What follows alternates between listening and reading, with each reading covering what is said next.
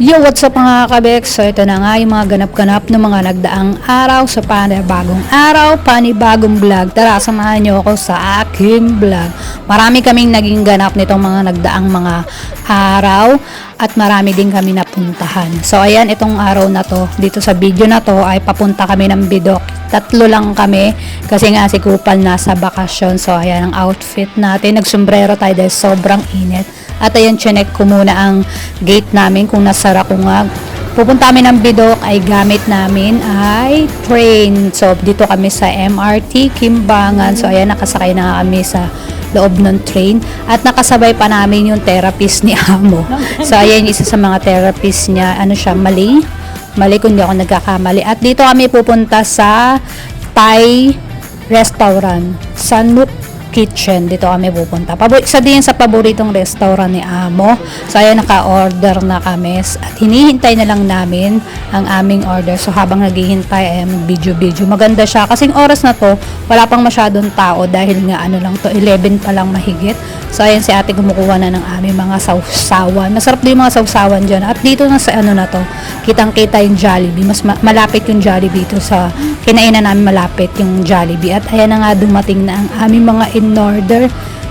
Hati-hati na lang kami, sabi ni Amo. At ayun yung mga ano, yung ibang hindi ko kasi maalala yung mga pangalan, basta spring onion. Ito toman to, maanghang-anghang na ano. At ito, paborito ko din tong salad na to. Ano siya? Mangga. At ito yung laman ng toman, meron siyang ganyan. Seaweed siya eh. Maasim-asim na maanghang, masarap yan. Ayaw, kami lang ni ate umano niyan. Kami lang ni ate ang tumibag niyan. Pero hindi namin naubos, kaya inuwi din namin. So ayan ang akla of enjoy na enjoy. At pagkatapos namin sa aming pagkain, umorder pa si Amo ng dessert. Pero sabi niya hindi daw niyo na-enjoy yung ano. Ang na-enjoy lang yata yung ano, pineapple fried rice kasi masarap naman talaga yon. At itong in-order namin, itong sticky rice na may mango. Ang sarap niyan. Alam ko sikat yan sa ano, sa Thailand. At itong parang halo-halo na may uod na mukhang uod. Pero ang sarap niyan. Mukha siya ano, lasang halo-halo siya. May green beans siya may red beans siya sa ano, sa ilalim. So ayan. Isa yan sa pinakagusto naming dessert dyan sa kinakainan namin na yan. Dahil wala nga si Kupal, syempre naka-order kami ng dessert. Pero kahit naman nandyan si Kupal eh, makaka-order din kami kung gugustuhin din ni Amo. So ayan, nag-ikot-ikot din kami muna. Pauwi na rin kami dito sa video na to. Pero si Amo may hinahanap na store, ewan namin kung anong store. So ayan, pagkatapos nga namin hindi mahanap yung store na hinahanap ni Amo, uwi na nga kami. At hindi namin kasi alam na kinahapunan pala nito. Pagdating namin sa bahay, kinahapunan nito, niyaya siya ng kanyang pamangkin na si Ma'am Gina at ng asawa niyang si Sir Gary. Oo, Sir Gary nga yan. At ayan, pupunta nga kami dito sa East Coast. Ayan. So, parang na-refresh kami kasi nga wala si Kupal, walang stress. Yung Kupal pala na yun yung anak-anaka ni Amo na ampon, ano yun, anak ng asawa ni Amo. Hindi. Anak ng kapatid ng asawa ni Amo. So, ayun, nalito pa ako. So, ayan si Ma'am Gina at sila ate na una na. Syempre, nag-video muna ako. At ayan, ganyan nga. Nung nakaraang off day ko, dyan din kami nagpunta ni Mila. Kaming dalawa, nag-chill lang din kami dyan. At ayan, meron na naman kalokohang ginawa si Amo. Tinulak-tulak niya yung pinaupo niya yung pamangkin niya dyan, sabay tinulak niya. O sabi, ayan, tayo si Amo, nakatingin pa sa video. Tuwan-tuwa naman siya. Hindi man daw kasi ganun kabigat si Ma'am Gina. Si Ma'am Gina, yan yung bunsong anak ni Uncle.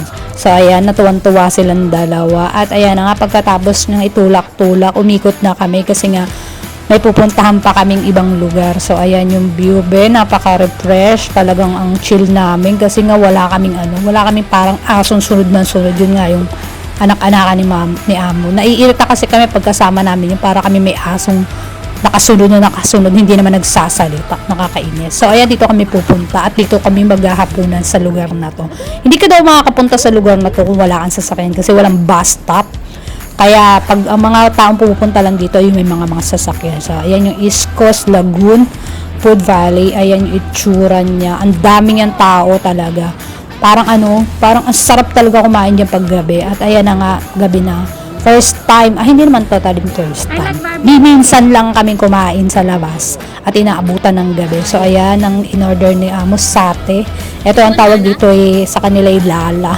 Kaya ano siya, parang shell ganun. At ito naman yung sa kanila kay Ma'am Gina at kay Sir Gary. Meron pang dumating dalawang pamangkin si Amo.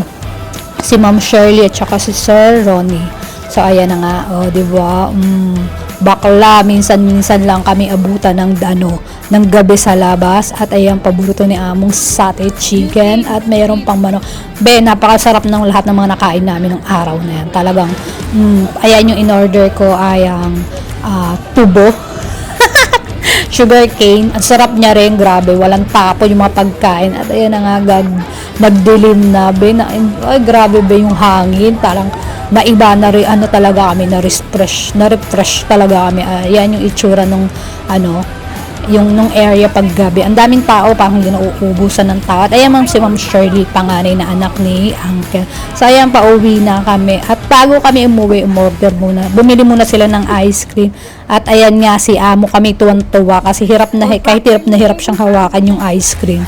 Na talagang, babe, tiniis niya talaga para makakain siya ng ice cream. At ayan nga, sabi ko, ayan baby, niloloko-loko namin siya. Baby, At ayan, binibigay niya sa akin. At ako na daw ang ubos. Sabi ko, naku, hindi ka ako makain ng ice cream. At sobrang busog na busog. Halos yung tiyang ko dyan talagang pumuputok-putok na yung short ko pumuputok-putok na.